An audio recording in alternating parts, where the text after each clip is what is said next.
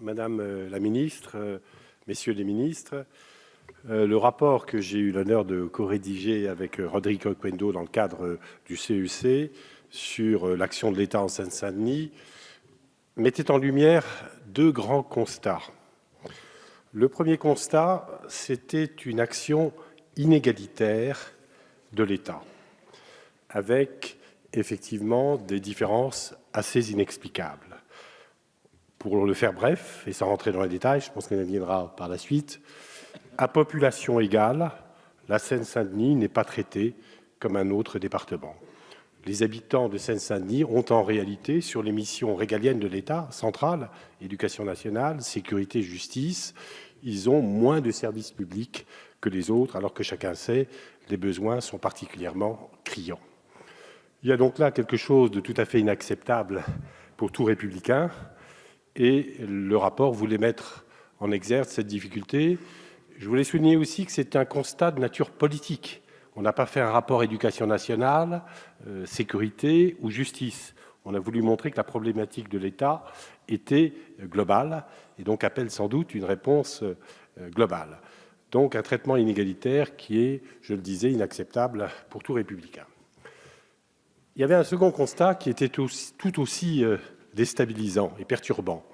C'est que la politique de l'État n'est pas seulement inégalitaire, elle est aussi inadaptée face à un certain nombre de phénomènes qui émergent très fortement et qui interrogent nos outils d'action publique. Le premier phénomène qui émerge dans le département, c'est tout simplement l'explosion de la population. Et là, on a été sidéré avec Rodrigue Oquendo de constater qu'on ne connaît pas la population de la Seine-Saint-Denis, mais pas à quelques pourcents près, à 10, 20, j'ai été jusqu'à 30% de rapport pour ne pas passer pour un dingue. Mais des gens très sérieux qui travaillent dans vos administrations, que je n'ai pas voulu mouiller, m'ont indiqué des chiffres beaucoup plus inquiétants en réalité. Donc vous voyez bien que l'inégalité indiquée tout à l'heure, si elle est aggravée par 25, 30, 40% de la population qui échappe et qui pose des difficultés particulières, elle est encore pire que ce que les statistiques notaient. J'ai noté aussi, Madame, Messieurs les ministres, une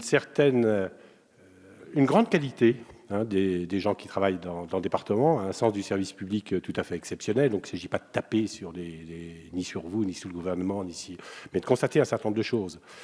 Un engagement très fort des fonctionnaires, mais une difficulté des échelons supérieurs à reconnaître un certain nombre de phénomènes émergents et difficiles. Dans l'éducation nationale, monsieur le ministre, moi je suis assez sidéré, je sais que vous vous battez là-dessus, mais je pense qu'il y a du chemin à faire. On n'a aucune idée du niveau des élèves de Seine-Saint-Denis. Alors après, comment on réduit les inégalités sociales quand on ne connaît pas leur niveau?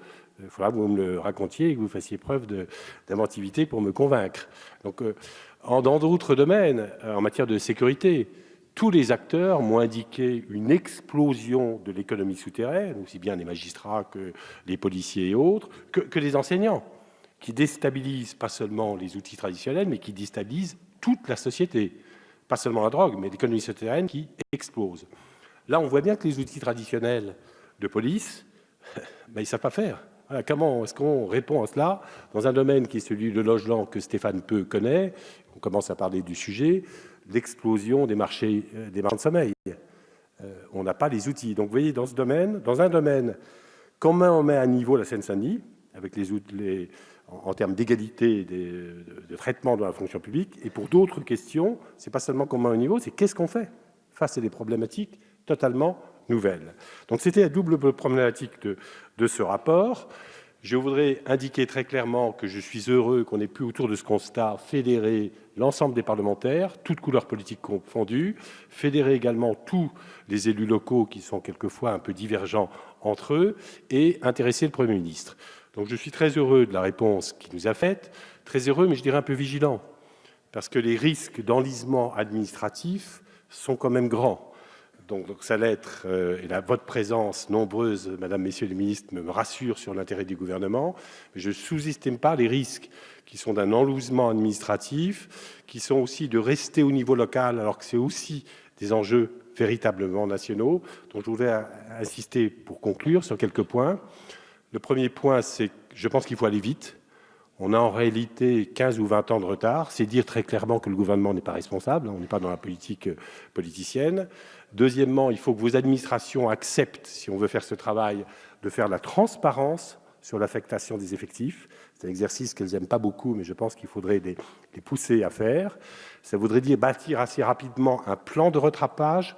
On est tout à fait conscient, les élus de Seine-Saint-Denis sont conscients que ça ne va pas se faire en 2 ans. Le faire trop vite, d'ailleurs, amènerait à recruter des gens qui ne seraient pas au niveau. Donc, il ne faut pas aller trop vite. En revanche, il faut qu'il y ait un vrai plan de rattrapage qui soit sérieux. Et l'autre point qui me paraît important, c'est aussi d'engager le travail sur les outils d'avenir, de faire de la Seine-Saint-Denis un laboratoire pour essayer d'imaginer les outils d'action publique futurs. Donc je voudrais vous dire à la fois que je suis très heureux de ce travail, je voudrais qu'on le prenne au sérieux. Vous avez compris qu'on n'est pas dans une démarche partisane, on n'est pas dans une démarche politicienne.